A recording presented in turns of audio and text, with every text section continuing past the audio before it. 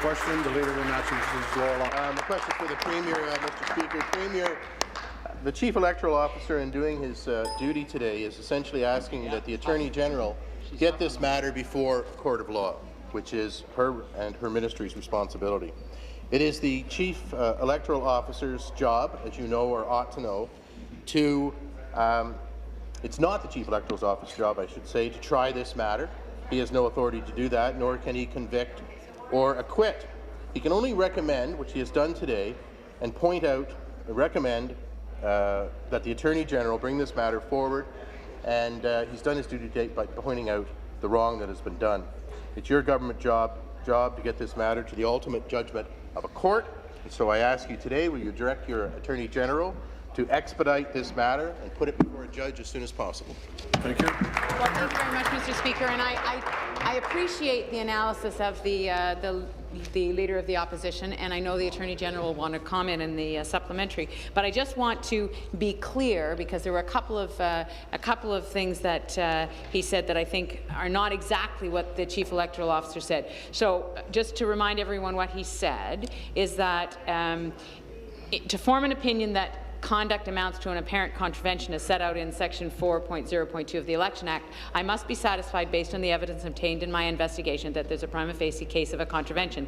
This means that I must be aware of sufficient facts that, if proven correct, would constitute a contravention of the Election Act or the Election Finances Act. And he goes on to say, as the Leader of the Opposition has said, I am neither deciding to prosecute a matter nor determining anyone's guilt or innocence.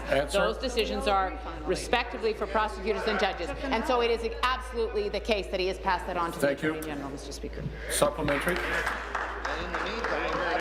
I didn't really hear an answer. You're laying out a process, as you guys so often do. The fact of the matter is, it's time for this matter to be put before a judge. Only the Attorney General can do that. I'm asking you to direct, not her directly, Member from Beaches East York, which is in your authority, come to order. To expedite this matter. Let's settle it once and for all. These people deserve their day in court.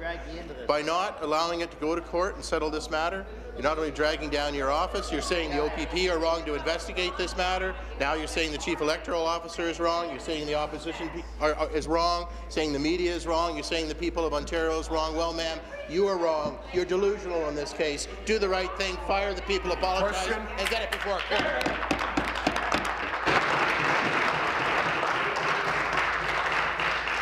Please. Thank you.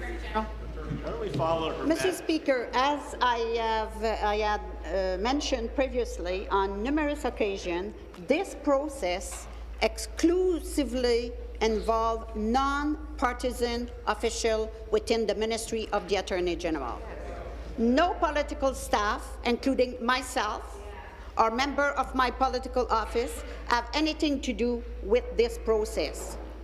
I don't, it's the Chief Prosecutor Officer that deal with this process, and I find it very offensive that a member of the third party know exactly that and continue to let the public believe that we direct prosecution from my office. It's very clear in the letter of the Chief Electoral Officer, Mr. Speaker. Thank you.